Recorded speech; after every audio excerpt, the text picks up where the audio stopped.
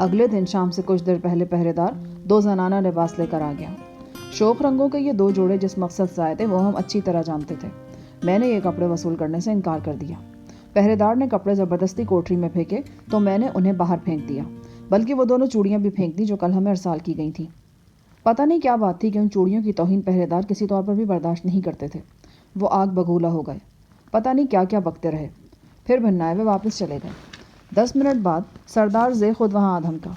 چیتا اس کے ساتھ تھا اور اس کی موجودگی سردار کی شخصیت کو اور بھی ہیبت ناک بناتی تھی۔ دونوں چوڑیاں اس کے ہاتھ میں تھی۔ وہ مجھ سے مخاطب ہوا اور بڑے تیز لہجے میں کچھ بولنے لگا۔ داما نے ترجمہ کرتے ہوئے بتایا، سردار سخت برہم ہے کہ ان چوڑیوں کی توہین کی گئی ہے۔ اب ہمیں سردار کے سامنے یہ چوڑیاں اپنے ہاتھوں سے دونوں لڑکیوں کو پہنانی ہوں گی۔ اس سے کہو کہ یہ ناممکن ہے، ہم جان تو دے سکتے ہیں لیکن لڑکیاں اس کے حوالے نہیں کر سکتے۔ تم جان دو گے تو کیا لڑکیاں بچ جائیں گی؟ سردار نے پوچھا۔ شاید وہ بھی نہیں بچیں گی، وہ تمہارے ہاتھوں بے آبرو ہونے سے پہلے اپنی جان دینا بہتر سمجھیں گی۔ سردار کے ہونٹوں پر مکروہ ہنسی ابھری۔ جان دینا اتنا آسان نہیں ہوتا، جب واقعی موت سر پر پہنچ جاتی ہے نا تو پھر آن بان آبرو سب کچھ بے حقیقت نظر آنے لگتا ہے۔ اس نے فلسفیوں کی طرح سر ہلا کر کہا۔ اس جنگلی سے مجھے ایسی بات کی توقع نہیں تھی، یا شاید داما نے سردار کے لفظوں کا ترجمہ ذرا اچھے الفاظ میں کر دیا تھا۔ اگر میں اس کوٹری سے باہر ہوتا نا تو تمہاری اس بات کا ٹھیک ٹھاک جواب دیتا۔ تم باہر آ کر بھی کچھ نہیں کر سکتے، تمہارے جیسے مکوڑوں کو ہم چٹکی میں مسل دیتے ہیں۔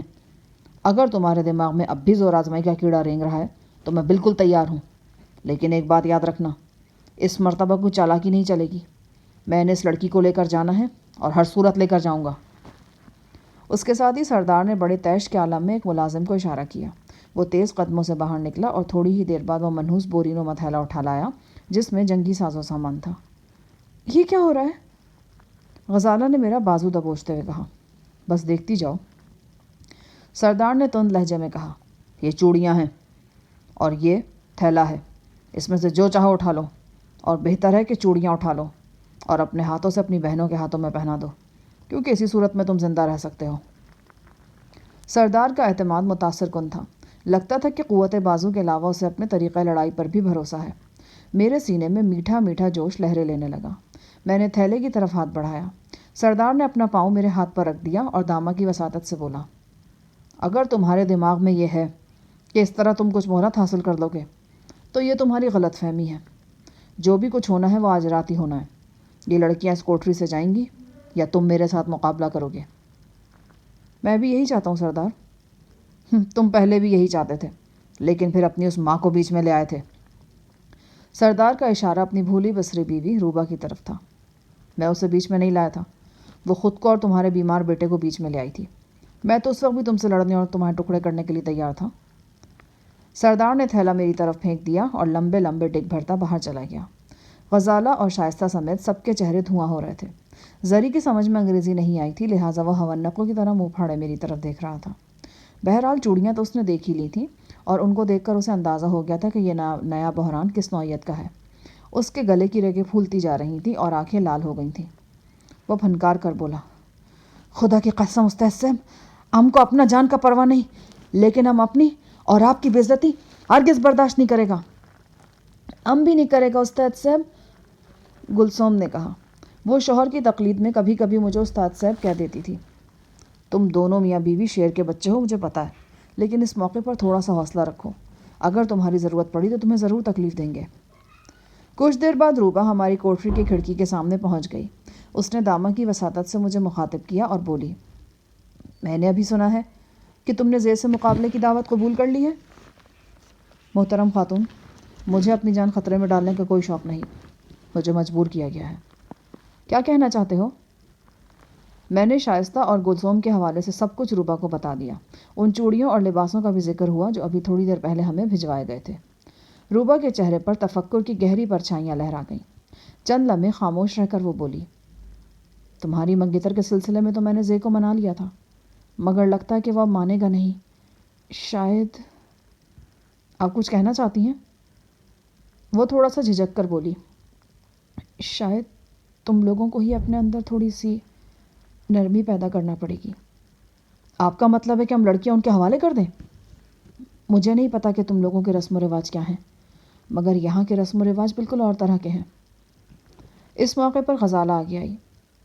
محترم خاتون، ہمارے یہاں اس قسم کے حالات میں عورتیں اپنی جان لے لیتی ہیں۔ روبا نے سر جھکا لیا۔ اس کے چہرے پر ایک بار پھر فکر کی گہری پرچھائیاں تھیں۔ کچھ دیر بعد اس نے سر اٹھا کر میرے سراپے کو دیکھا اور بولی، تمہیں معلوم ہے کہ زے نے تمہیں مقابلے کی دعوت کیوں دی ہے؟ میں کیا کہہ سکتا ہوں؟ وہ جس قسم کا مقابلہ تم سے کرنا چاہ رہا ہے اس میں آج تک اس سے کوئی نہیں جیتا۔ کہا جاتا ہے کہ زے کی ماں جوٹم تھی اور اس کا باپ بنیامی آدم خور تھا۔ کہا جاتا ہے کہ وہ بچپن میں ایک مادہ چیتا کا دودھ پیتا رہا تھا اور مادہ چیتا کے ایک بچے کے ساتھ ہی پل کر بڑا ہوا تھا۔ وہ بے انتہا پھرتیلا اور چوکس شخص تھا۔ بعد ازاں قبائلی لڑائی میں بنیامیوں کے ہاتھوں مارا گیا تھا۔ زے اپنے باپ کی طرح بے حد پھرتیلا اور جنگجو شخص ہے، اور اس کا ثبوت یہ ہے کہ وہ اس جنگ میں جو جوٹم قبیلے کا سردار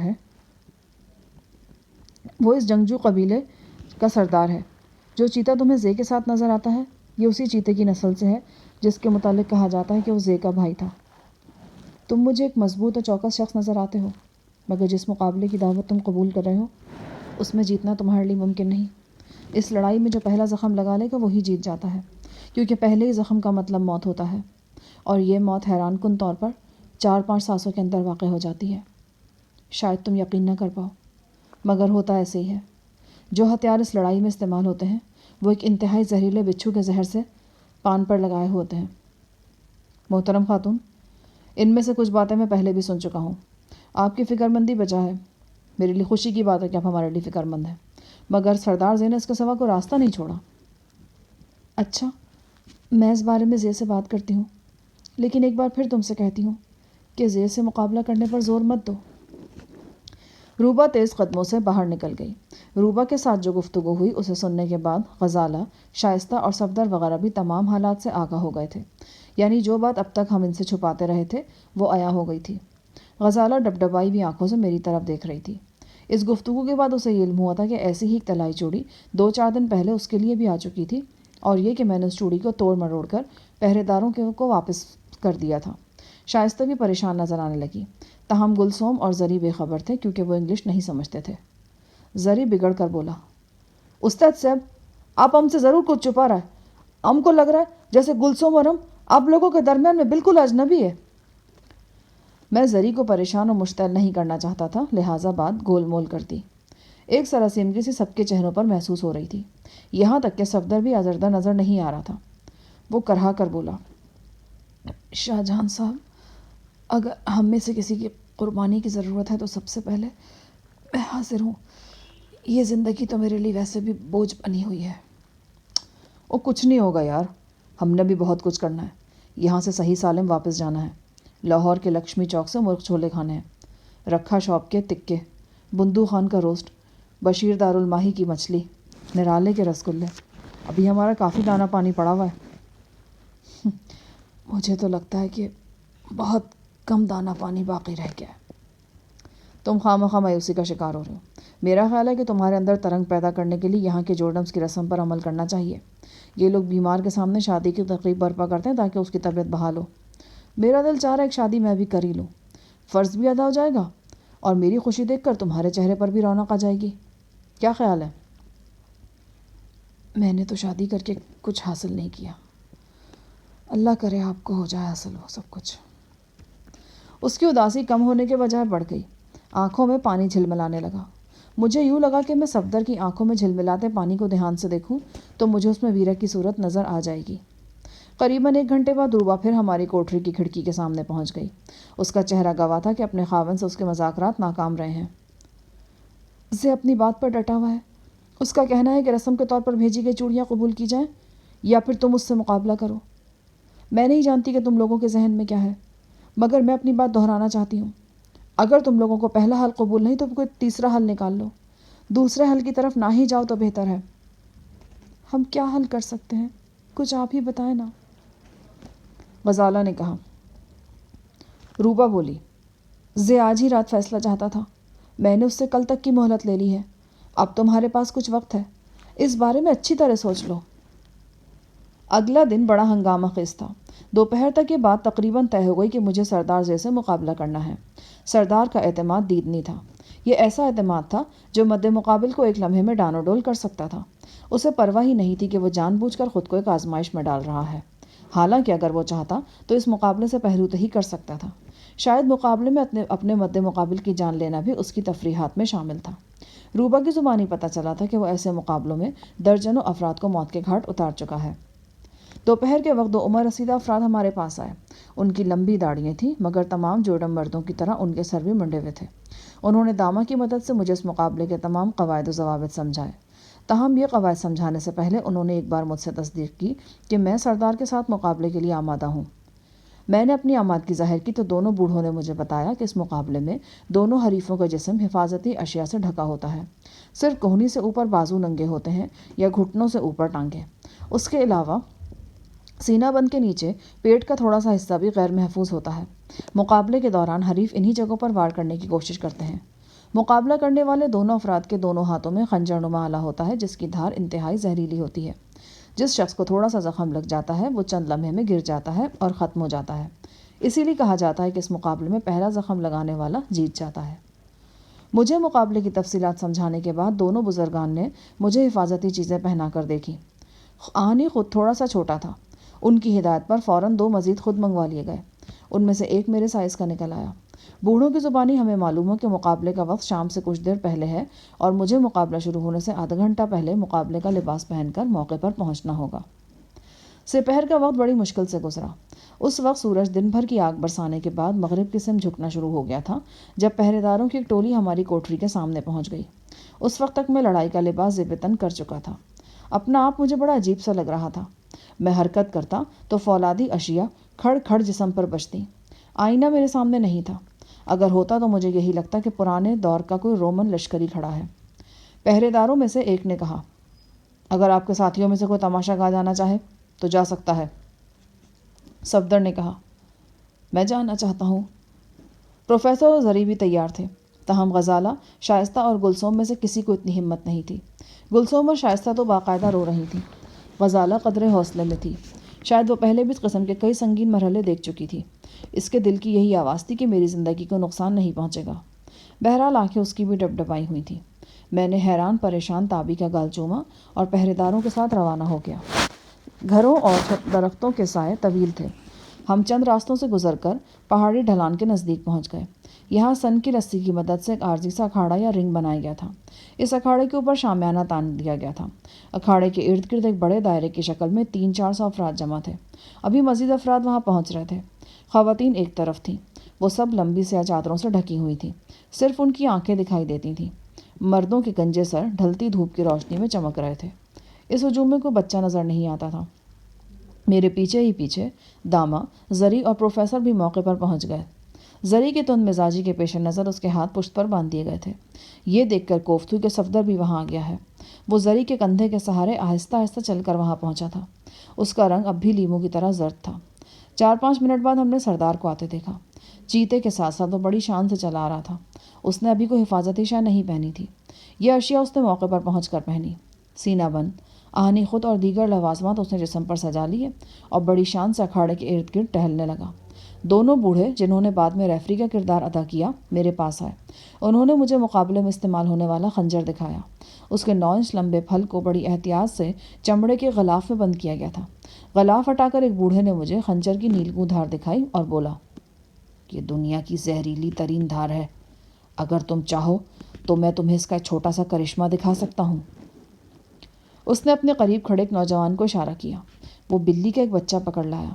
بلی کا بچہ سیاہ فام نوجوان کے ہاتھوں میں بری طرح مچلنے لگا۔ نوجوان کو پنجہ مار کر اس کے ہاتھ سے نکلنے کی کوشش میں تھا۔ بوڑھے نے بڑی احتیاط سے خنجر کی دھار بچے کی اگلی ٹانگ پر چلا دی۔ نرم سیاہ بالوں کے اندر سے خون کی دھار نکلی۔ بچہ 1-2 بار زور سے مچلا، پھر اچانک نوجوان کے ہاتھوں میں لٹک گیا۔ بمشکل 5-6 سیکنڈ کے اندر اس کی موت واقع ہو گئی۔ اس کی آنکھیں ادھ کھلی تھی اور منہ سے رال ٹپکنے لگی تھی۔ میرے بدن میں پھریری سی دوڑ گئی۔ اس مقابلے میں یقیناً پہلا زخم لگانے والے کی ہی جیت تھی۔ بوڑھے نے میری آنکھوں میں دیکھتے ہوئے کہا، تم جوان ہو، صحت مند ہو، ابھی تمہیں زندہ رہنا چاہیے۔ دیوتا بھی جواسال لوگوں کی موت کو پسند نہیں کرتے۔ اگر تم چاہو تو اب بھی ہم تمہیں اس لڑائی سے دستبردار کرا سکتے ہیں۔ جن شرطوں پر آپ مجھے دستبردار کرائیں گے وہ شرطیں مجھے منظور نہیں، لہٰذا بہتر ہے کہ آپ مجھے لڑنے دیں۔ یہ بات میں نے داما کی وساطت سے کہی تھی۔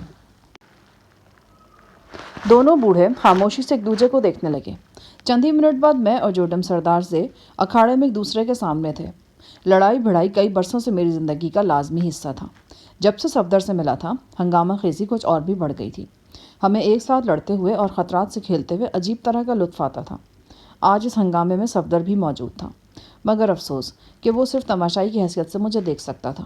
میں نہیں چاہتا تھا کہ وہ یہ سنگین نوعیت کا مقابلہ دیکھنے کے لیے یہاں آئے، ایک ایسی لڑائی کا مشاہدہ کرے جس کا انجام میری یا سردار کی موت کی شکل میں سامنے آ سکتا تھا، مگر وہ چلا آیا۔ اب وہ آ ہی گیا تھا تو میں سوچ رہا تھا کہ شاید اس نے آ کر اچھا ہی کیا۔ اس کی موجودگی میرے حوصلے کو مہمیز کر رہی تھی۔ اس کی آنکھوں سے جیسے شعاعیں پھوٹ رہی تھیں اور میرے جسم کو توانائی سے بھر رہی تھیں۔ لڑائی سے پہلے سردار میرے بالکل قریب چلا آیا اور چند فقرے ادا کیے۔ داما نے ترجمہ کرتے ہوئے کہا، سردار آپ سے پوچھ رہا ہے، کیا آپ کو معلوم ہے کہ سردار نے آپ سے مقابلہ کرنے کا فیصلہ کیوں کیا ہے؟ اس لیے کہ مجھے تمہارے بارے میں کچھ معلوم ہوا تھا۔ ساحر بونارا انسان کے اندر تک دیکھنے کی طاقت رکھتا ہے۔ اسی نے مجھے بتایا تھا کہ تم ایک جنگجو شخص ہو اور بے شمار لوگوں کو پچھاڑ چکے ہو۔ مجھے یقین ہے کہ ساحر کا اندازہ غلط نہیں ہو سکتا۔ آج تم سے ایک دلچسپ مقابلہ ہوگا۔ میرا اپنے بھی یہی خیال ہے، حالانکہ میں تمہارے ساحر کی باتوں پہ زیادہ یقین نہیں رکھتا۔ کیا تم نے اپنے ساتھیوں کو اپنی وصیت کے بارے میں بتا دیا؟ زے نے بڑی سنجیدگی سے پوچھا۔ کیا تم ایسا کر چکے ہو؟ میری وصیت تو پچھلے 5 سال سے لکھی پڑی ہے، ابھی تک اسے کھولنے کی نوبت پیش نہیں آئی، اور مجھے یقین ہے کہ آئندہ بھی نہیں آئے گی۔ ہو سکتا ہے سردار کہ آج تمہارا غرور ٹوٹ جائے۔ یہ خواہش بہت سے مرنے والوں کے دلوں میں رہ گئی ہے۔ دیوتاؤں نے میری قسمت میں لکھ رکھا ہے کہ میں اس لڑائی میں اپنے حریفوں کو پہلا زخم لگاؤں۔ آج بھی وہی ہوگا جو میرے مقدر پر نقش ہے۔ ہجوم بہت پرجوش تھا۔ لوگوں میں شراب کے پیالے بھی گردش کر رہے تھے۔ اس کے علاوہ میں نے ایک بات اور بھی نوٹ کی۔ یہ لوگ ذبح کیے جانے والے جانوروں کا خون بھی مشروب کی طرح پیتے تھے۔ اس وقت بھی کئی پیالہ برداروں کے ہونٹ بالکل سرخ نظر آ رہے تھے۔ دونوں بوڑھے اکھاڑے کی دونوں جانب کھڑے ہو گئے۔ میرے ہاتھوں میں 2 مہلک خنجر تھما دیے گئے۔ نیلگوں دھار والے خنجر اپنے اندر عجیب سی دہشت سمیٹے ہوئے تھے۔ مجھے یوں لگا جیسے زے کی طرح میں نے بھی اپنے ہاتھوں میں 2 انتہائی زہریلے سانپ پکڑ رکھے ہیں، ایسے سانپ جن کی پھنکار سے ہی موت واقع ہو سکتی ہے۔ ڈھلتے سورج کی دھوپ میں ہم دونوں ایک دوسرے کے روبرو تھے۔ ہم کچھ دیر تک نیم دائرے میں گردش کرتے رہے اور ایک دوسرے کو نگاہوں میں تولتے رہے۔ پھر پہلا وار زے نہیں کیا۔ اس کے بائیں ہاتھ میں تیزی سے حرکت کی اور مہلک خنجر میرے کندھے سے چند انچ کے فاصلے سے گزر گیا۔ اس کے پہلے وار کے بعد مجھے اندازہ ہوا کہ مد مقابل کھبا ہے، یعنی بایاں ہاتھ استعمال کرتا ہے۔ میں بائیں ہاتھ کی طرف سے محتاط ہو گیا۔ زے کے اگلے 2 وار بھی میں نے پھرتی سے بچائے۔ تیسرا وار سینہ بند پر لگا اور میں لڑکھڑا کر چند قدم پیچھے ہٹا۔ تماشائیوں نے آوازیں بلند کی۔ یہ آوازیں یقیناً اپنے سردار کے حق میں تھے۔ زے کی پیش قدمی روکنے کے لیے میں نے ٹانگ چلائی اور وہ سینے پر چوٹ کھا کر پیچھے ہٹ گیا۔ اس کے ساتھ ہی لپک کر میں نے زے کی ناف پر وار کرنا چاہا۔ یہی وقت تھا جب مجھے زے کی بے پناہ پھرتی کا اندازہ ہوا۔ اس نے میرا وار اتنی آسانی سے بچایا کہ مجھے حیرت ہوئی۔ اس کی نگاہ جیسے بیک وقت میرے دونوں ہاتھوں سے چپکی ہوئی تھی اور وہ ہاتھوں میں جنبش آنے سے پہلے ہی ان کا رخ بھانپ لیتا تھا۔ زے کی پھرتی کا اندازہ ہونے کے بعد میں زیادہ محتاط ہو گیا۔ اگلے 2-3 منٹ میں ہم دونوں نے ایک دوسرے پر بمشکل 2-3 حملے ہی کیے ہوں گے۔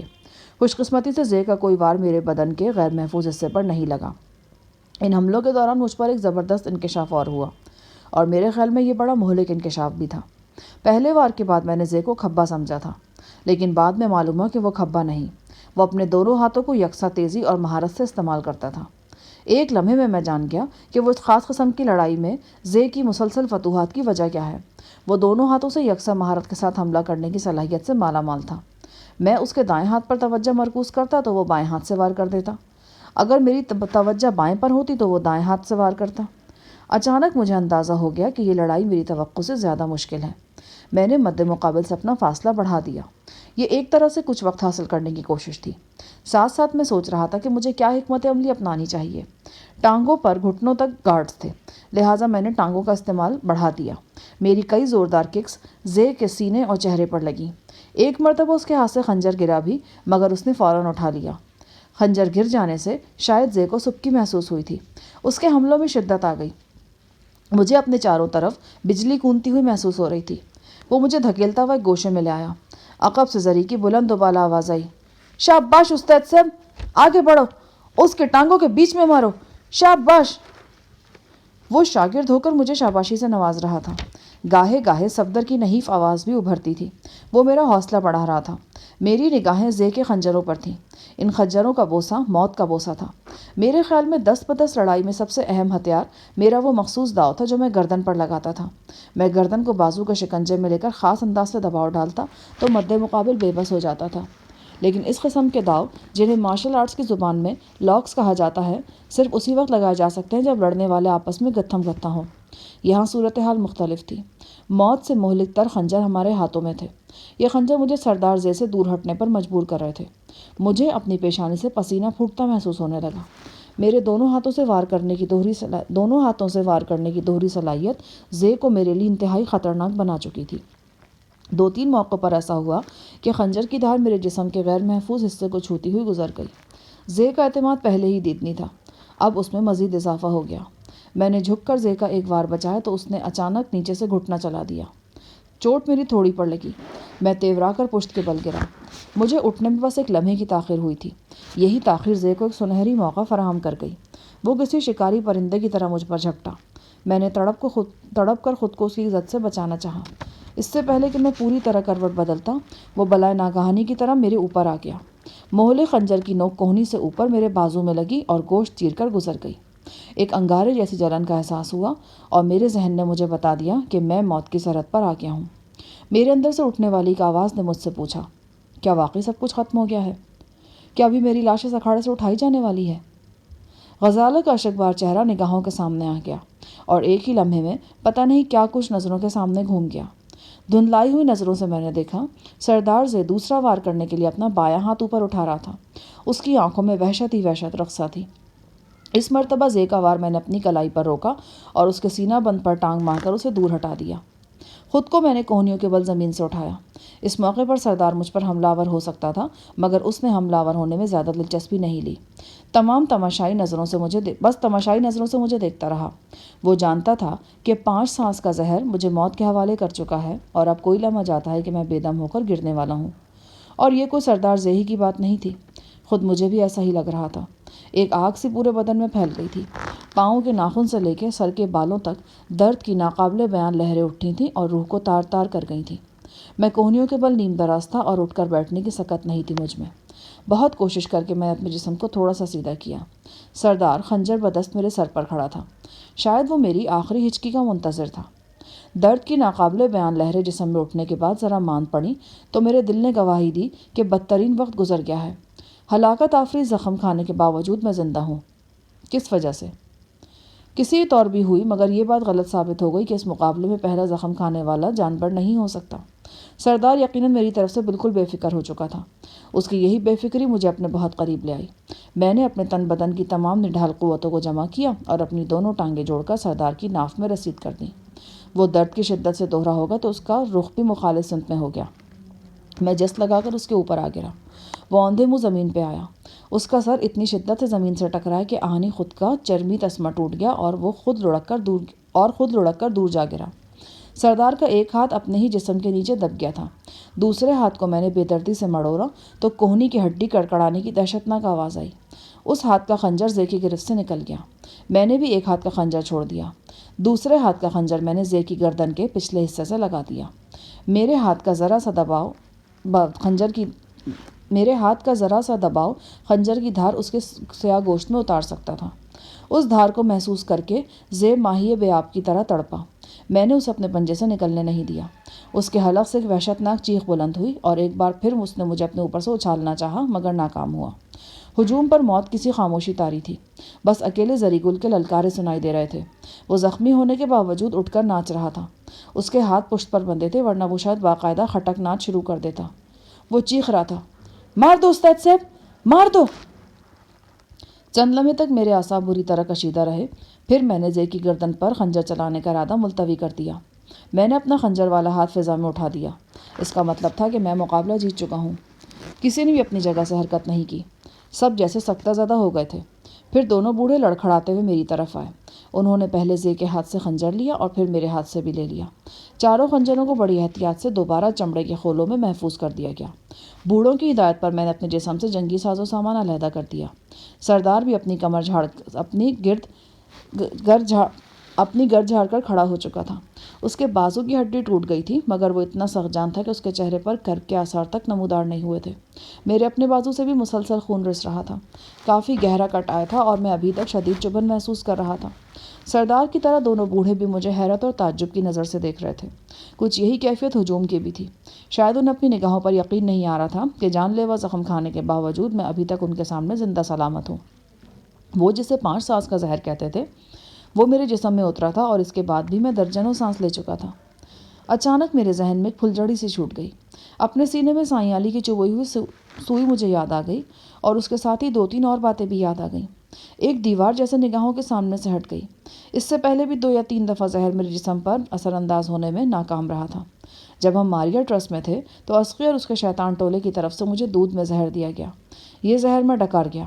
پھر سانپ کے کانٹے کا واقعہ ہوا۔ اس زہر نے بھی میرے جسم پر خاطر خاصر نہیں کیا۔ اس وقت میں نے پہلی مرتبہ سنجیدگی سے سوچا تھا کہ شاید میرے جسم میں واقعی زہر کے خلاف مدافعت پیدا ہو چکی ہے۔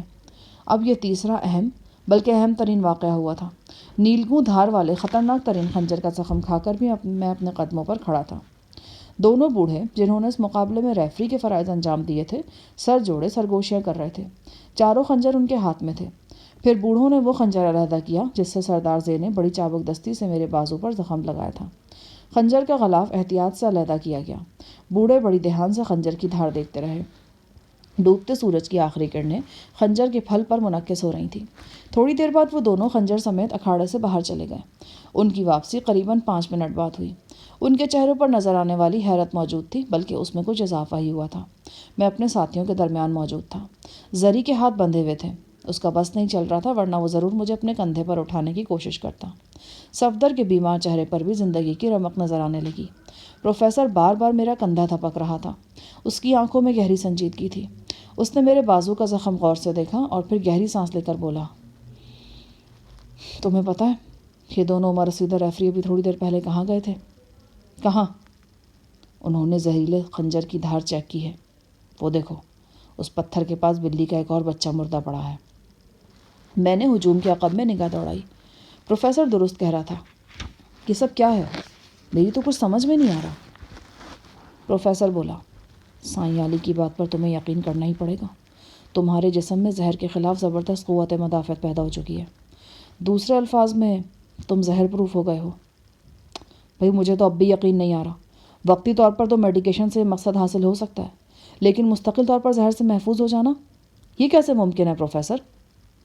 ممکن ہے، اور میں یہ بات ایک معالج کی حیثیت سے کہہ رہا ہوں، اور صرف کہہ نہیں رہا، تم پر ثابت بھی کر سکتا ہوں۔ بہرحال ابھی اس بحث کا وقت نہیں۔ وہ دیکھو، وہ لوگ سر جوڑے کیا کر رہے ہیں؟ پروفیسر نے ایک جانب اشارہ کیا۔ دونوں بوڑھے ریفری چند دیگر معززین کے ساتھ اکھاڑے کے اندر موجود تھے اور صلاح مشورے کر رہے تھے۔ اپنے ٹوٹے ہوئے بازو کو گلے میں ڈال کر اور چہرے پر تکلیف سجا کر سردار زے بھی ان کے درمیان جا کھڑا ہوا۔ اس گفتگو میں وہ بھی گاہے بگاہے حصہ لے رہا تھا۔ میرا خیال ہے کہ اس مقابلے کے نتیجے کا فیصلہ ہو رہا ہے۔ کیا نتیجہ ہو سکتا ہے پروفیسر؟ کچھ کہا نہیں جا سکتا۔ قواعد کے مطابق یہ مقابلہ پہلا زخم لگانے والا جیت جاتا ہے، اور پہلا اور واحد زخم زے نے ہی لگایا ہے۔ لیکن دوسری طرف دیکھا جائے تو پہلا زخم کھانے کے فوراً بعد تم نے زے کو بالکل بے بس کر دیا، اور وہ کوشش کے باوجود ہل بھی نہیں پا رہا تھا، اور خنجر اس کی گردن پر تھا۔ اس صورت میں ممکن ہے کہ مقابلے کو برابری قرار دے دیا جائے۔ اس صورت میں تو سردار اور میں ہم پلہ قرار دیے جائیں گے، اور سرداری کیسے برداشت کر سکتا ہے؟ لیکن فیصلہ کرنے والوں کو ایک پہلو اور بھی سامنے رکھنا ہوگا۔ تم سردار کی جان لے سکتے تھے۔ اس کھلم کھلا مقابلے میں تمہارے لیے عین ممکن تھا کہ سردار کی گردن ہی کاٹ ڈالو۔ ایک طرح سے تم نے سردار کو نئی زندگی دی ہے۔ دیکھیں خیر کیا ہوتا ہے۔ قریباً 10 منٹ بعد دونوں بوڑھے اکھاڑے کے درمیان کھڑے ہو گئے اور ان میں سے سینئر بوڑھے نے نتیجے کا اعلان کر دیا۔ اس اعلان کے مطابق سردار زے فاتح قرار پایا۔ داما نے بوڑھے ریفری کے مکمل اعلان کا ترجمہ کرتے ہوئے بتایا کہ اس مقابلے میں پہلا زخم لگانے والے کی جیت ہوتی ہے، کیونکہ زخمی چند لمحے سے زیادہ زندہ نہیں رہتا۔ اس موجودہ مقابلے میں پہلا زخم کھانے والا حریف زندہ رہا، اور اس طرح کا واقعہ اس سے پہلے کبھی نہیں ہوا۔ اس شخص پر کسی سحر کا اثر ہے یا اس نے کوئی خاص قسم کی غیر معمولی دوا استعمال کی ہے، اس کا فیصلہ ہم بعد میں کریں گے۔ بہرحال محترم سردار اس مقابلے میں جیت گئے ہیں۔ اگر وہ چاہیں تو اپنے حریف کو کسی دوسرے طریقے سے قتل کرنے کا حق رکھتے ہیں۔ بڑا انصاف والا فیصلہ ہوا ہے بھائی، میں نے سر ہلاتے ہوئے کہا۔ مجھے ان مکار جوڈم سے ایسے ہی فیصلے کی توقع تھی جناب۔ داما نے مایوسی سے کہا۔ بہرحال میری طرف سے ایک بات اس ٹنڈے سردار کو ابھی سے بتا دو، وہ جس طرح کا مقابلہ چاہے مجھ سے کر سکتا ہے، مگر ہماری عورتوں کی طرف کسی کی میلی نگاہ نہیں اٹھنی چاہیے۔ داما یہ بات کہنے سے ہچکچا رہا تھا۔ میرے اصرار پر اس نے بڑے ادب سے سردار سے یہ بات کہہ ڈالی۔ سردار سپاٹ چہرے کے ساتھ میری جانب دیکھتا رہا۔ اس کے چہرے سے اس کے اندرونی جذبات کا اندازہ لگانا ہرگز ممکن نہیں تھا۔ کچھ ہی دیر بعد ہم اپنی کوٹری میں واپس آ گئے۔ سردار کی پہلی بیوی روبا ہمیں کوٹری کے دروازے تک چھوڑنے آئی۔ وہ میری زندگی بچ جانے پر بار بار دیوتاؤں کا شکر ادا کر رہی تھی۔ اس نے داما کے ذریعے مجھ سے کہا، لگتا ہے کہ تم پر دیوتاؤں کا خاص کرم ہے، ورنہ اس مقابلے میں زے کا کوئی حریف آج تک زندہ نہیں بچا۔ تم میری زندگی بچنے پر دیوتاؤں کا شکر ادا کر رہی ہو، سردار زے کی زندگی بھی تو بچی ہے، میں نے اسے پچھاڑنے کے بعد بھی زندہ چھوڑ دیا۔ اس میں یقیناً تمہارا بڑاپن ہے۔ سردار زے اور اس کے ساتھیوں کو تمہاری اس مہربانی کی قدر کرنی چاہیے۔ ہم کوٹری واپس پہنچ گئے۔ غزالہ کی آنکھوں میں خوشی کے آنسو چمک رہے تھے۔ اسے ہرگز بھی یہ توقع نہیں تھی کہ اس لڑائی میں دونوں حریف اکھاڑے سے زندہ سلامت باہر آ جائیں گے۔ گلسوم کسی چھوٹی بچی کی طرح باقاعدہ مجھ سے لپٹ گئی اور ہچکیوں سے رونے لگی۔ تابی غزالہ کی گود سے اتر کر میری گود میں آ گیا، معصومیت سے میرا چہرہ چھونے لگا اور توتلی باتیں کرنے لگا۔ اسقی حسب معمول دیوار سے ٹیک لگائے بیٹھا تھا۔ کل رات اس نے پھر گالیاں بکی تھیں اور گلسوم کا چہرہ نوچنے کی کوشش کی۔ جواب میں زری نے اسے 2-3 کرارے تھپڑ رسید کیے تھے۔ وہ ایک دم خاموش ہو کر بیٹھ گیا تھا اور بڑبڑانے لگا تھا۔ بعد ازاں زری نے لال لال آنکھوں سے گھور کر اس کی بڑبڑاہٹ بھی بند کرا دی تھی۔ روبا کی مہربانی سے اب ہمیں اس کوٹری میں قدرے بہتر سہولتیں حاصل ہو گئی تھیں، اور سب سے بڑی سہولت پانی کی تھی۔ پینے کے لیے اب ہمیں دگنا پانی مل رہا تھا۔ چند نرم بچھونے بھی مل گئے تھے۔ رات کو چراغ کی مدھم روشنی میں غزالہ نے بڑی نرمی اور محبت سے میرے زخمی بازو کی مرہم پٹی کی۔ غزالہ کا کہنا تھا کہ اصولی طور پر تو زخم پر ٹانکے لگنے چاہیے، مگر یہاں اسٹچنگ کا سامان نہیں تھا، لہٰذا اس نے صرف پٹی باندھنے پر اکتفا کیا۔ اپنی بنائی ہوئی اینٹی بائیوٹک دوا غزالہ نے میرے بازو پر بھی استعمال کی۔ میری بازو پر پٹی کرتے ہوئے اس کا چہرہ میرے چہرے کے بالکل قریب تھا۔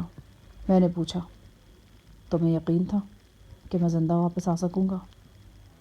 100% یقین۔ وجہ؟ اپنے دل سے پوچھیے۔ اس رات ہمیں اپنی کوٹری میں چیخو پکار کی آوازیں آتی رہیں۔ یہ چیخو پکار کسی نوجوان عورت کی تھی اور کسی قریبی کوٹری سے آواز آ رہی تھی۔ رات کے سناٹے میں یہ آواز صاف سنی جا سکتی تھی۔ یوں لگتا تھا کہ عورت پر تشدد ہو رہا ہے اور وہ منت سماجت کر رہی ہے۔ کبھی وہ رونے لگتی اور کبھی کچھ بولنے لگتی۔ شاید وہ کچھ مدہوش مردوں کی دست درازی کا شکار تھی۔ یہ آوازیں ہمیں بری طرح پریشان کرتی رہیں۔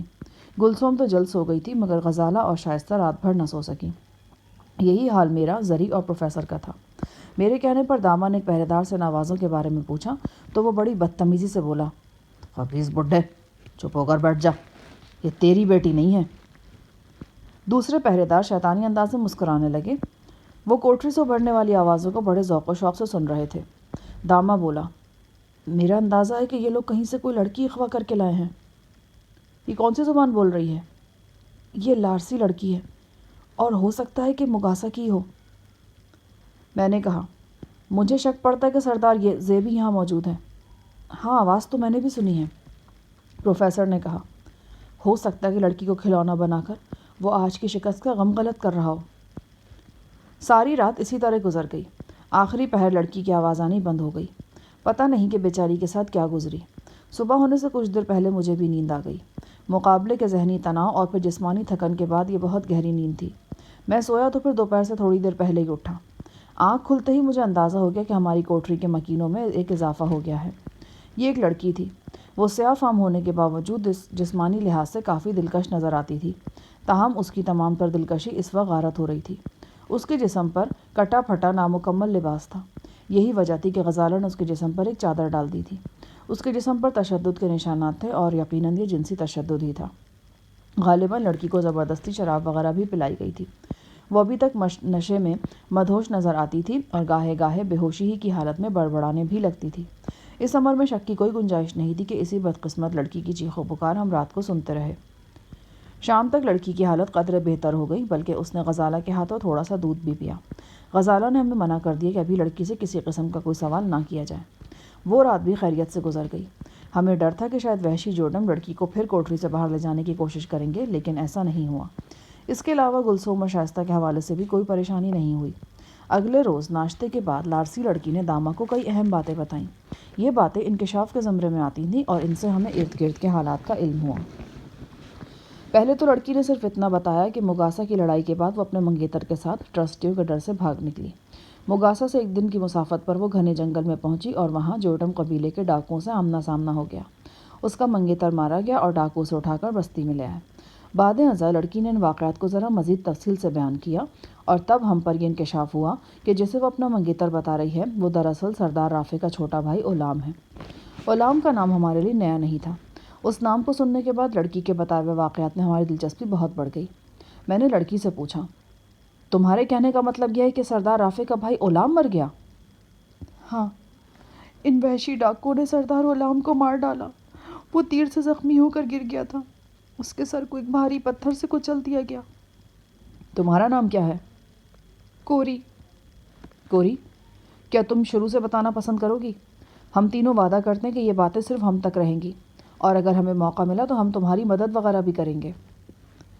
کوری نامی وہ لڑکی کچھ دیر تک تو تذبذب میں رہی، پھر اس نے کہنا شروع کیا، شاید آپ مجھے شکل سے نہیں جانتے لیکن میں آپ کو اچھی طرح جانتی ہوں۔ آپ صحرائی درویش کے مریدوں میں سے ہیں۔ سردار رافع آپ کی بہت عزت کرتے ہیں اور ان کے ساتھ ساتھ ہم سب بھی۔ چند لمحے توقف کر کے اس نے اپنے آنسو پوچھے اور سلسلہ کلام جاری رکھتے ہوئے بولی، میں آپ سے کچھ بھی چھپانا نہیں چاہتی، شاید اس طرح میرے دل کا بوجھ کچھ ہلکا ہو جائے۔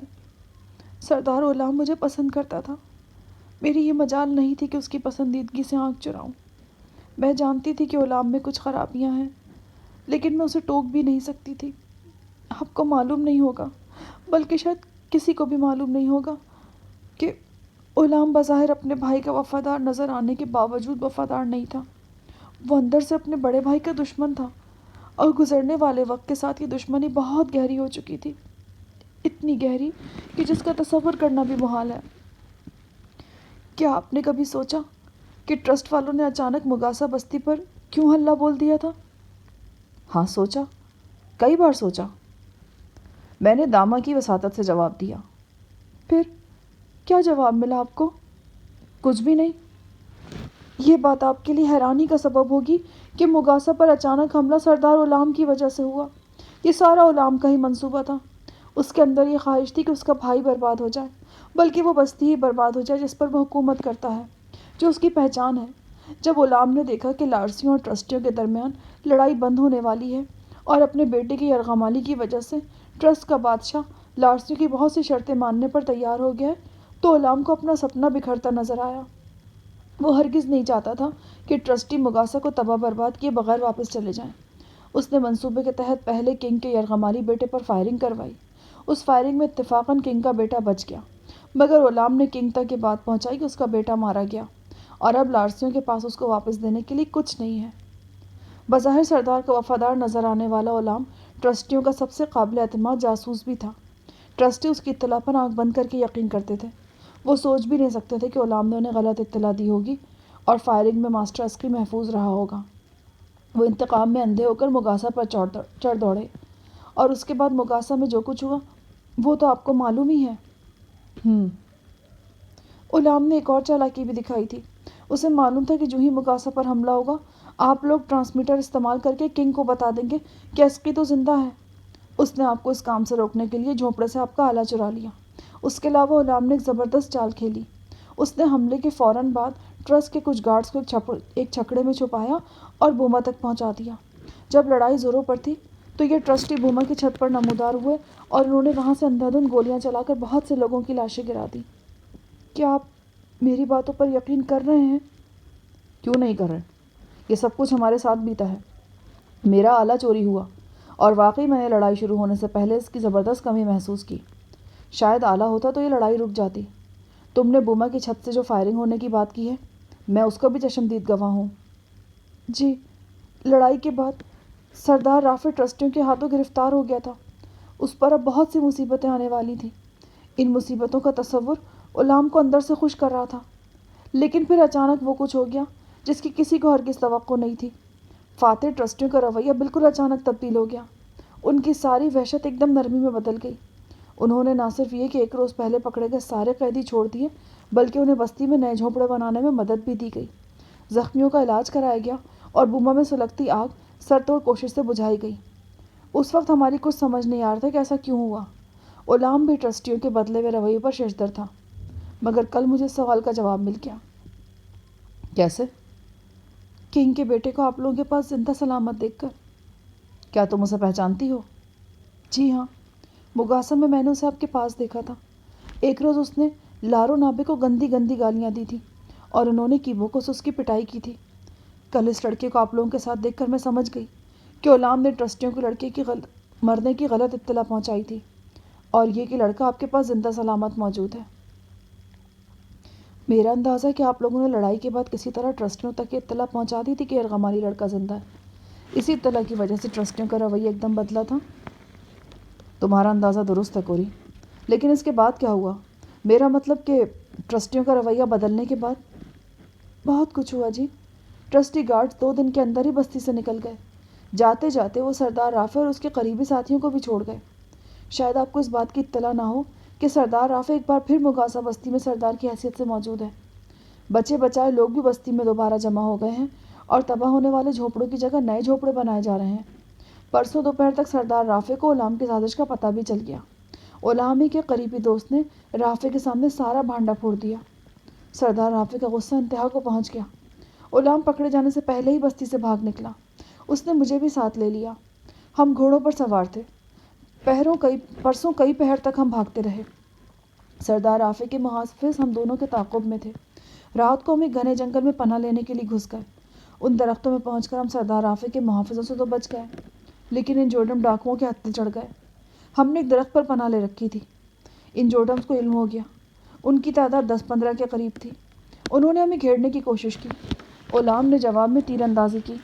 ادھر سے بھی تیر چلائے گئے۔ ایک تیر غلام کی گردن میں لگا۔ وہ درخت سے نیچے گر گیا۔ وحشی جوڈموں نے غلام کا سر ایک بھاری پتھر سے کچل دیا، پھر مجھے درخت سے اتار کر اپنے قبضے میں لے لیا۔ غلام کے پاس ایک رائفل بھی موجود تھی۔ رائفل میں صرف 3-4 گولیاں تھیں جو غلام نے برے وقت کے لیے سنبھال کر رکھی تھیں۔ ڈاکوؤں نے رائفل کو پتھروں پر مار مار کر توڑ ڈالا اور مجھے اپنے ساتھ یہاں لے آئے۔ کل رات ہم تمہاری چیخو پکار سنتے رہے، مگر تم دیکھ ہی رہی ہو کہ فی الحال ہم بھی تمہاری طرح بے بس ہیں، پروفیسر نے بزرگانہ لہجے میں کہا۔ ایک دم پھر اس کے چکنے سیاہ رخساروں پر آنسو لڑکنے لگے۔ اس نے ہچکیاں لے لے کر ٹوٹے پھوٹے الفاظ میں داما کی وساطت سے جو کچھ بتایا، اس سے معلوم ہوا کہ یہاں لانے کے فوراً بعد کوری کے ساتھ بے ایمانہ سلوک کیا گیا۔ پہلے اسے ایک طلائی چوڑی پہنائی گئی۔ یہ چوڑی پہننے کے تھوڑی دیر بعد سردار زیوس کے کمرے میں گھس آیا۔ وہ شراب کے نشے میں تھا اور اس کا ایک بازو اس کے گلے میں جھول رہا تھا۔ کوری نے مزاحمت کی تو سردار کے کارندوں نے اسے رسی سے جکڑ دیا۔ قریباً 2 گھنٹے بعد سردار چلا گیا اور ایک ادھیڑ عمر پہرے دار اندر داخل ہوا۔ اس نے کوری کی کلائی سے سونے کی چوڑی اتار کر چاندی کی چوڑی پہنائی اور سونے کی چوڑی کوری کے سرہانے کے نیچے رکھ دی۔ کچھ دیر بعد لمبے بالوں والا اور نہایت چمکیلی آنکھوں والا ساحر بونارا کوری کی خلوتگاہ میں داخل ہوا۔ اس نے بھی ٹوٹی پھوٹی کوری کے ساتھ وہی کچھ کیا جو اس سے پہلے زے کر چکا تھا۔ رات کا باقی حصہ بھی اسی طرح گزرا۔ 2-3 اور بدبودار مرد کوری کے پاس آئے اور چلے گئے۔ صبح دم نیم بے ہوش کوری کو اٹھا کر ہماری کوٹری میں پھینک دیا گیا۔ کوری کی یہ ساری کہانی ہمارے سامنے آ چکی تھی۔ اس کے علاوہ یہ بھی پتہ چل چکا تھا کہ اس کوٹری سے باہر کے حالات کیا ہیں۔ سردار رافع اور غلام کے اندرونی اختلاف کی کہانی ہم سب کے لیے تعجب خیز تھی۔ مگاسا میں قیام کے دوران مجھے 1-2 بار غلام پر موہوم سا شک ہوا تھا، مگر ہم تو یہ سوچ بھی نہیں سکتے تھے کہ مگاسا کی قتل و غارت کا مرکزی کردار یہی غلام ہے۔ کوری نے غلام کے انجام کے بارے میں جو کچھ بتایا، اگر وہ درست تھا تو پھر مکافات عمل کا اصول اس پر صادق آیا تھا۔ رافع ایک بار پھر اپنی تباہل بستی میں موجود تھا۔ کوری کی باتوں سے دوبارہ یہ بات ثابت ہو گئی کہ کنگ براؤن کے لیے عسکری دنیا کی ہر شے سے زیادہ اہم ہے۔ وہ اپنے اس ہونہار سپوت اور مستقبل کے اس عظیم بردہ فروش کی زندگی سے متعلق کوئی رسک لینے کو تیار نہیں۔ مگاسا میں جو کچھ بھی ہوا وہ ایک سنگین غلط فہمی کا نتیجہ تھا اور اب ٹرسٹیوں کو اس غلط فہمی کا شدید قلق بھی تھا۔ پروفیسر نے کہا، تمہارا کیا خیال ہے شاہ جہان؟ کنگ اب خاموش ہو کر بیٹھ گیا ہوگا؟ یہ تو ناممکن ہے۔ اس کے ہرکارے ہر طرف دوڑ رہے ہوں گے۔ پھر وہ لوگ اب تک یہاں کیوں نہیں پہنچے؟ بھائی بظاہر تو یہی دکھائی دیتا ہے کہ جوڈمز کی یہ آبادی جنگل کے اندر کافی گہرائی میں واقع ہے۔ ہو سکتا ہے یہاں تک پہنچتے پہنچتے ان لوگوں کو کچھ وقت لگ جائے۔ اب ہم اردو بول رہے تھے، لہٰذا زری کی سمجھ میں بھی بات آ رہی تھی۔ ہمارا دل کو یقین استاد صاحب کہ کنگ اپنا اس بچونگڑے کا پیچھا دنیا کے آخری کنارے تک کرے گا۔ اس شیطانی نطفے کی شکل میں ہمارے پاس آرامی کنگ کا بہت بڑا کمزوری آ گیا ہے۔ آپ نے فلم قربانی دیکھا تھا پاکستانی؟ اس میں جو کچھ تھا وہ یہاں دہرانے کی ضرورت نہیں ہے۔ آپ کے بس میں ہو تو لکڑی کا ایک موٹا ڈنڈا بنا کر ہمارے منہ میں ٹوس دے۔ آپ تو زیادہ تر انگریزی بولتا رہتا ہے، اگر کسی وقت اردو بھی بولتا تو ہماری بات ہی نہیں سنتا۔ ہمارا تو دل چاہتا ہے کسی وقت کہ ہم خودکشی کر لیں۔ خودکشی اسلام میں حرام ہے، تو ویسا کرو نا، ایک بار پھر اس روزن میں سے کسی پہرے دار کی آنکھ میں چھڑی مار کر اسے زخمی کر دو، تمہارا مسئلہ حل ہو جائے گا۔ وہ لوگ تمہیں کوٹری سے نکال کر خود ہی مار دیں گے۔ صفدر بھائی، تم سن رہے ہیں نا استاد صاحب کے دل میں ہمارے لیے کتنا خاصیت ہے؟ خاصیت نہیں، اہمیت جو بھی ہے، پر آپ لوگوں کے سامنے ہم آپ پر اپنا خون پسینہ چڑکتا ہے اور آپ ہمارے سامنے ایک ایسی زبان میں بات کرتا ہے جو ہماری بالکل سمجھ نہیں آتا۔ اس سے تو بہتر تھا کہ ہم ادھر لاہور میں ہی رہ جاتا، ادھر میکلوڈ روڈ پر جا کر پشتو فلمیں دیکھتا اور شام کو اسٹوڈیو کے گیٹ پر جا کر اپنے فلمی ہیروز کا دیدار کرتا۔ ہیروز کا یا ہیروئنوں کا؟ ہیروئن تو ہمارے پاس اب اپنا ہے نا جی، ہم کو تو بس بدر منیر اور لالا سدھیر کو دیکھنے کا پیاس ہے۔ شاید زری گل کے ساتھ کچھ دیر مزید نوک جھوک جاری رہتی، مگر پھر کوری کی ہلکی ہلکی سسکیوں نے ہمیں اس کی طرف متوجہ کر دیا۔ وہ داما کے ذریعے پروفیسر سے مخاطب ہو کر بولی، میں نے جوڈم لوگوں کے برے کردار کے بارے میں بہت کچھ سنا تھا، یہاں آ کر وہ سب سچ ثابت ہو گیا۔ عورت کے لیے لوگ اتنے ہی خطرناک ہیں جتنا جنگل کا شیر کسی چرندے کے لیے ہو سکتا ہے۔ آپ لوگوں کے ساتھ بھی عورتیں ہیں، آپ کے ساتھ پتہ نہیں یہ لوگ کیا سلوک کریں گے۔ بہرحال ایک بات میں آپ سے ضرور کہوں گی، عورت کے متعلق ان لوگوں کی کسی بات پر بالکل یقین نہ کریں۔ وہ سارا دن بھی عجیب کشمکش میں گزر گیا۔ مسلح پہرے دار 24 گھنٹے ہماری کوٹری کے گرد موجود رہتے تھے۔ روزنوں میں سے گھورنا انہوں نے ترک نہیں کیا تھا، ہم نے ہی ہار کر تاؤ کھانا ترک کر دیا تھا۔ بہرحال مقابلے کے بعد سے پہرے داروں کے رویے میں تھوڑی سی تبدیلی آئی تھی۔ یوں لگتا تھا کہ نہ چاہتے ہوئے بھی وہ ہمیں تھوڑی سی عزت دینے پر مجبور ہو گئے ہیں۔ مجھے دیکھتے تو ان کی آنکھوں میں تعجب کی جھلک بھی نظر آتی۔ یہ تعجب یقیناً کل کے مقابلے اور اس میں میرے زندہ بچ جانے کے حوالے سے تھا۔ کبھی کبھی وہ آپس میں چمگوئیاں بھی کرنے لگتے تھے۔ ان کے انداز سے پتہ چلتا تھا کہ ان چمگوئیوں کا موضوع میں ہی ہوں۔ شام کے وقت وہ دونوں بوڑھے کوٹری میں آئے جنہوں نے کل مقابلے میں ریفری کے فرائض انجام دیے تھے۔ انہوں نے پٹی کھلوا کر میرے بازو کا زخم دیکھا، پھر داما کے ذریعے مجھ سے سوالات کرتے رہے۔ کیا تم نے مقابلے سے پہلے کوئی دوا استعمال کی تھی؟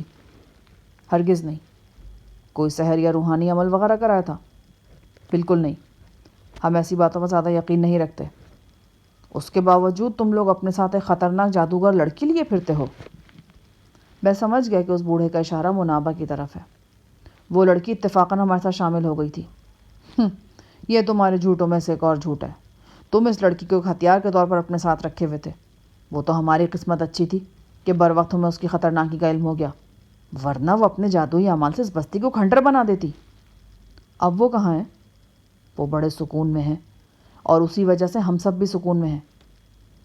کہیں تم لوگوں نے اسے مار تو نہیں دیا؟ ایسی حرکت بہت سوچ سمجھ کر کی جائے گی، ایک بوڑھے نے مبہم جواب دیا۔ کچھ دیر تک پولیس والوں کی طرح پوچھ گچھ کرنے کے بعد دونوں بڈھے چلے گئے۔ اب ایک اور پراندیش رات ہمارے سر پر تھی، ایسی رات جس میں اندیشوں کے دیو چنگھاڑ رہے تھے۔ کوری کی حالت زار ہم سب کو تشویش میں مبتلا کر رہی تھی، خاص طور سے شائستہ اور گلسوم تو بالکل گمسم ہو کر رہ گئی تھیں۔ گلسوم کو پریشان دیکھ کر زری کا موڈ بھی بگڑا ہوا تھا، لہٰذا رات کے کھانے کے بعد جب اسقی نے بدتمیزی کا مظاہرہ کرتے ہوئے برتن ایک طرف پھینکے تو زری کا پارا چڑھ گیا۔ اس نے اسقی کو بالوں سے پکڑ کر چند بار زور سے جھنجھوڑا، شاید وہ اسے تھپڑ وغیرہ بھی مارتا، مگر غزالہ نے حسب سابق جلدی سے آگے بڑھ کر اسے بچا لیا۔ رات کو ہم سب ساتھ ساتھی چٹائیوں پر لیٹ گئے۔ ننھا تابی میرے اور غزالہ کے درمیان تھا۔ رات اندھیری اور بھیانک تھی، جنگل سے شب بیدار درندوں کی آوازیں ابھرنا شروع ہو گئی تھیں۔ غزالہ کا ہاتھ تابی کے سینے پر تھا، حسب دستور میں نے بھی اپنا ہاتھ تابی پر رکھ دیا۔ ہم دونوں کے ہاتھ باہم مل گئے۔ دوری میں قربت کا ایک انوکھا انداز تھا۔ اگلے دن سے پہر تک تو خیریت گزری، پھر مشکلات کا آغاز ہو گیا۔ سردار زے کی پہلی بیوی روبا کوٹری میں ہمارے پاس آئی۔ وہ خاصی فکرمند دکھائی دیتی تھی۔ اس نے مجھ سے مخاطب ہو کر کہا، تمہیں میں نے پہلے ہی کہا تھا نا کہ سانپ سے نیکی کرنے کا کوئی فائدہ نہیں ہوتا۔ کیا کہنا چاہتی ہیں آپ؟ تم نے سردار کو نئی زندگی دی، کوئی مانے یا نہ مانے، لیکن حقیقت یہی ہے کہ اگر تم چاہتے تو مقابلے کے آخر میں سردار کو جان سے مار سکتے تھے۔ یہ زندگی موت کا مقابلہ تھا اور اس میں مرنے مارنے پر کسی بھی طرح کی پابندی نہیں تھی۔ سچ یہی ہے کہ تم نے سردار پر احسان کیا۔ شاید تمہارے ذہن میں ہو کہ سردار اور اس کے ساتھی تمہارے ساتھ نرمی کا کوئی معاملہ کریں گے، مگر ایسا نہیں ہے۔ مجھے افسوس اور رنج کے ساتھ کہنا پڑتا ہے کہ سردار تم سے کوئی رعایت نہیں کرے گا۔ اس نے جو کہہ دیا ہے وہ کر کے رہے گا۔ کیا آپ کا اشارہ گلسوم اور شائستہ کی طرف ہے؟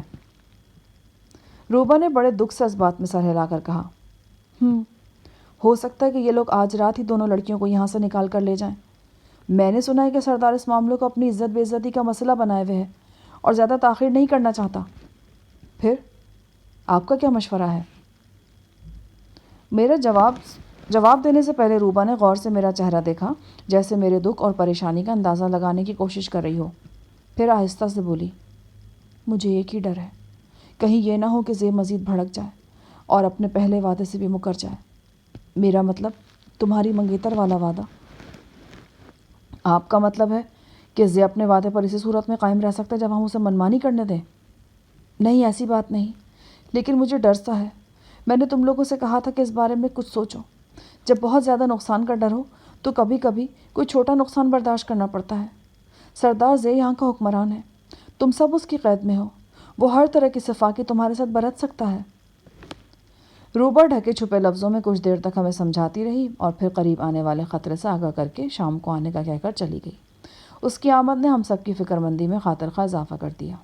بے بسی کا ایک احساس تھا جو ہر لمحے بڑھتا چلا جا رہا تھا۔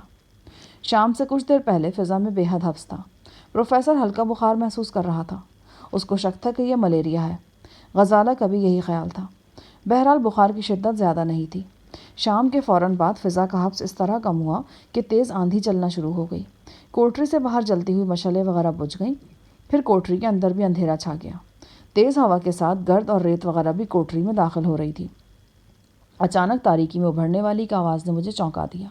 یہ آواز کوٹری کے ایک روزن سے ابھری تھی۔ کسی شخص نے بھاری آواز میں کچھ کہا تھا۔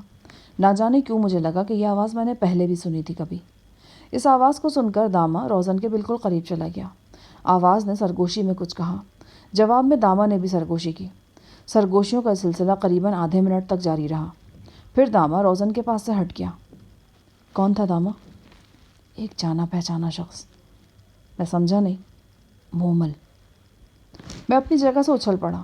مومل کا نام سنتے ہی ایک چست چالاک لارسی نوجوان کا سراپا نگاہوں میں گھوم گیا۔ داما کی آواز نے مجھے چونکایا۔ مومل ہمارے آس پاس ہی موجود ہے۔ اس نے ایک بڑی اہم اطلاع دی ہے۔ کیا؟ اس کا کہنا ہے کہ ابھی تھوڑی دیر بعد جو کھانا ہمیں دیا جائے گا اس میں نشہ آور دوا ہے۔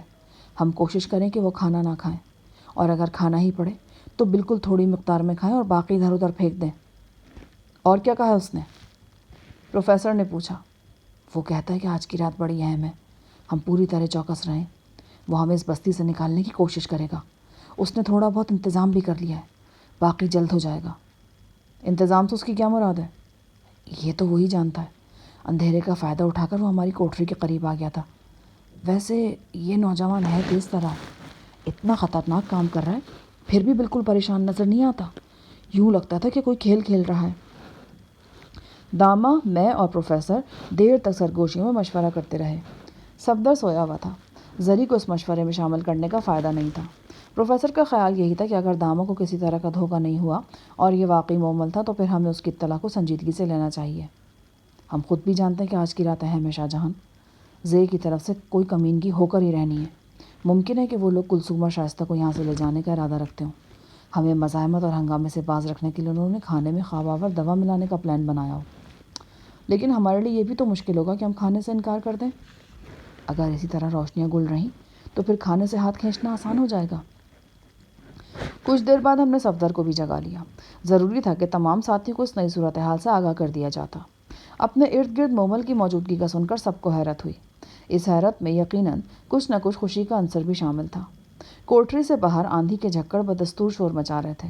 کوٹری سے باہر پہرے داروں نے ایک دو مشعلیں جلائی تھیں، مگر وہ بدستور پھڑپڑا رہی تھیں اور بار بار بجھ جاتی تھیں۔ سلاخ دار کھڑکی کے راستے ان مشعلوں کی تھوڑی بہت روشنی کوٹری میں بھی آ رہی تھی۔ اس دوران میں کھانا بھی آ گیا۔ کھانے میں گوشت کا شوربہ تھا، مقامی طرز کے موٹے چاول اور دودھ وغیرہ تھا۔ حسب پروگرام سب نے ایک ایک دو دو لقمے ہی لیے۔ पहरेदारों की निगाह बचाकर बाकी खाना चटाई के नीचे डाल दिया या कच्चे फर्श पर इधर उधर फेंक दिया। कोठरी की कम रोशनी इस काम में हमारी मदद कर रही थी। थोड़ी देर बाद मुसल्ला पहरेदार अंदर आए और खाली बर्तन लेकर चले गए। हम सबको फिजा में किसी हंगामे की बू महसूस हो रही थी। शाइस्ता किसी सहमी हुई चिड़िया की तरह नजर आती थी।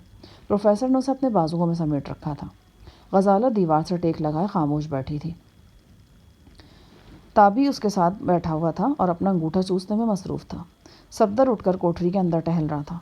मैं उसकी दिली कैफियत समझता था। सफदर का दिल चाहता था कि उसकी जिस्मानी कमजोरी किसी जादू के जोर से लम्हों में उड़न छू हो जाए। वो एकदम से भला चंगा होकर हमारे शाने से शाना मिलाए और ख़तरनाक तरीन हालात में कूद पड़े। मैं जानता था कि वीरा का बेरहम गम दिन रात उसके दिल को अपने नाखूनों से नोच रहा है। इस बेपनाह कर्ब से फरार हासिल करने के लिए वो खुद को किसी क़यामत खेज़ हंगामे में गुम कर देना चाहता था, मगर उसकी जिस्मानी कमज़ोरी और जहनी इंतशार उसके रास्ते में हायल था।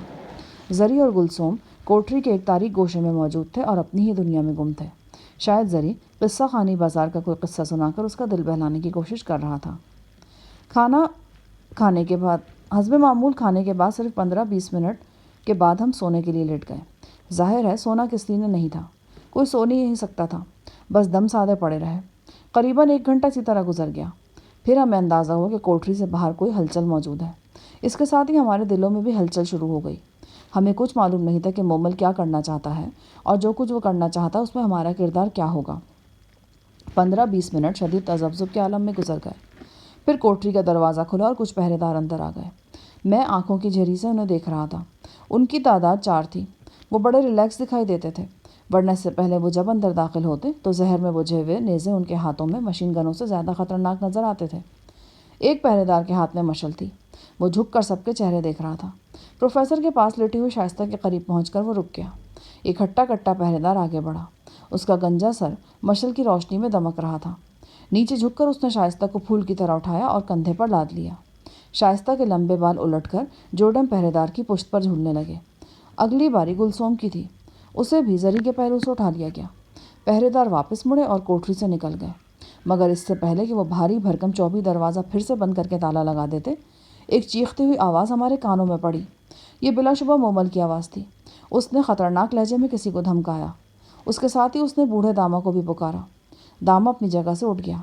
दामा के उठते हम सब भी उठ गए। मैंने देखा कोठरी से बाहर सिर्फ 5-6 जोडम पहरेदार मौजूद थे। उनके चेहरे धुआं हो रहे थे।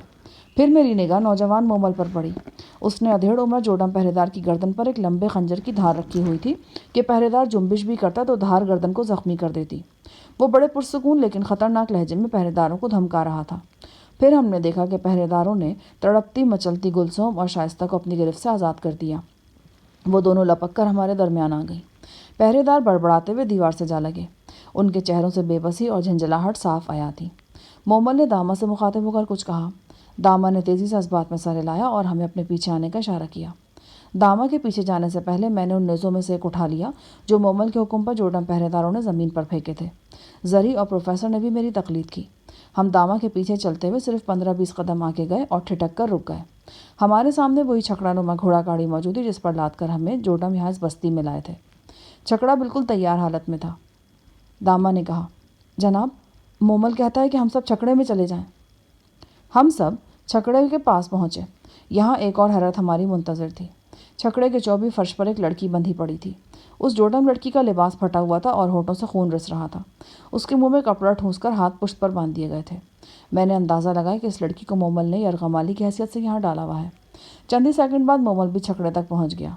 अधेड़ उमर जोडम पहरेदार, जो पहरेदारों का इंचार्ज था, बदस्तूर मोमल की मजबूत गिरफ्त में मचल रहा था। उसकी तवाना गर्दन तेज़ धार खंजर के मुसलसल दबाव से जख्मी हो चुकी थी और खून निकल रहा था। मोमल पहरेदार को अपने साथ घसीटता हुआ इन छकड़े के पास लाया। उसने एक शोक नज़र हम सब पर डाली और फिर इंचार्ज पहरेदार के इन साथियों की तरफ देखा जो उसके पीछे ही पीछे बाहर आए थे और अब खूंखार भेड़ियों की तरह हमारे गिर्द घेरा तंग कर रहे थे। उसके बाद उसने इंचार्ज पहरेदार को कोई अहम वार्निंग दी। इंचार्ज जल्दी जल्दी इस बात में सारे लाने लगा। दामा ने मेरे कान में पुरजोश सरगोशी की। लगता है कि हम यहाँ से निकलने में कामयाब हो जाएंगे।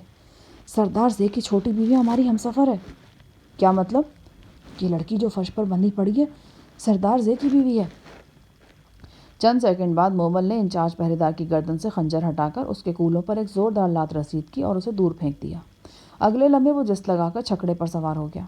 وہ ہمارے درمیان سے گزر کر چھکڑے کے اگلے حصے میں پہنچا۔ اس نے گھوڑوں کی باگیں اس طرح سنبھالی کہ وہ گھٹنوں کے بل بیٹھا تھا اور اس کا ایک گھٹنا اس لڑکی کی گردن پر تھا جس کے متعلق کہا جا رہا تھا کہ وہ زے کی چہیتی بیوی ہے۔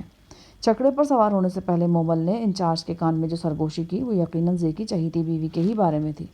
اس نے پہرے دار کو بتایا تھا کہ اگر ہمارا راستہ روکنے کی کوشش کی گئی تو انجام اس چہیتی کی موت کی صورت میں نکلے گا۔ اس سے پہلے کہ مومل گھوڑوں کی لگام کو جھٹکا دیتا، یہ چھکڑا اپنی جگہ سے حرکت میں آتا۔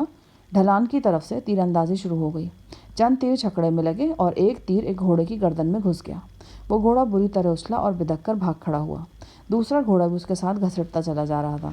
مومل نے لگام کو جھٹکے دے کر گھوڑوں کو سنبھالنے کی کوشش کی، پر یہ کوشش بے سود رہی۔ گھوڑا ماہی بے آب کی طرح تڑپ رہا تھا اور منچاہی سمت میں دوڑا چلا جا رہا تھا۔ پھر اس کا رخ پہاڑی ڈھلان کی طرف ہو گیا۔ یہ اور بھی خطرناک بات تھی۔ پروفیسر نے چیخ کر داما سے کہا، اس سے کو چھکڑا روکے ورنہ یہ الٹ جائے گا۔ اس سے پہلے کہ داما پروفیسر کی بات مومل تک پہنچاتا، چھکڑا ناہموار زمین پر اچھلتا کودتا ڈھلان پر پہنچ چکا تھا۔ جوڈم گھڑ سوار تیزی سے چھکڑے کے پیچھے آ رہے تھے۔ اچانک چھکڑے کی داہنی جانب کے دونوں پہیے ایک پتھر سے ٹکرائے اور چھکڑا الٹ گیا۔ گھوڑوں کی تیز ہنہناہٹ انسانی چیخوں میں دب کر رہ گئی۔ گرنے سے ایک لمحہ قبل میں نے تابی کو غزالہ کی گود سے اچک لیا تھا۔ چھکڑے نے 2-3 قلع بازیاں کھائیں، تاہم تابی میری باہوں کے گھیرے میں بالکل محفوظ رہا۔ چھکڑے کی چھت ٹوٹ گئی تھی اور ہم سب اس پھل فروش کے پھلوں کی طرح بکھر گئے جو اپنے خوانچے سمیت کیچڑ میں پھسل گیا ہو۔ ہمارے سنبھلتے سنبھلتے جوڈم گھڑ سوار ہمارے سروں پر پہنچ گئے۔ وہ نیزے سونت کر بے دریغ ہماری طرف بڑھے۔ میں نے اور زری نے انہیں روکا۔ نیزوں اور کلہاڑیوں سے لڑنے کا ہمیں متعلق تجربہ نہیں تھا، لیکن وہ جو کسی نے کہا ہے نا کہ ضرورت ایجاد کی ماں ہوتی ہے، ہماری ضرورت نے بھی ہمیں لڑائی کا یہ نیا ڈھنگ سکھا دیا۔ زری نے چھکڑے کے اندر سے ہی ایک کلہاڑی اٹھا لی تھی۔ وہ اس کلہاڑی کو دلیرانہ انداز میں استعمال کرتا ہوا 2-3 جوڈم حملہ کو دھکیل کر دور لے گیا۔ میرے ہاتھ میں وہی نیزہ تھا جو کوٹری سے نکلتے وقت میں نے حاصل کیا تھا۔ اس نیزے کی طوالت میرے لیے بڑی مددگار ثابت ہوئی۔ میں نے ایک جوڈم کو زخمی کیا اور دیگر 2 پر پے در پے حملے کر کے انہیں گوشے میں محصور کر دیا۔ تاروں کی چھاؤں میں لڑی جانے والی یہ لڑائی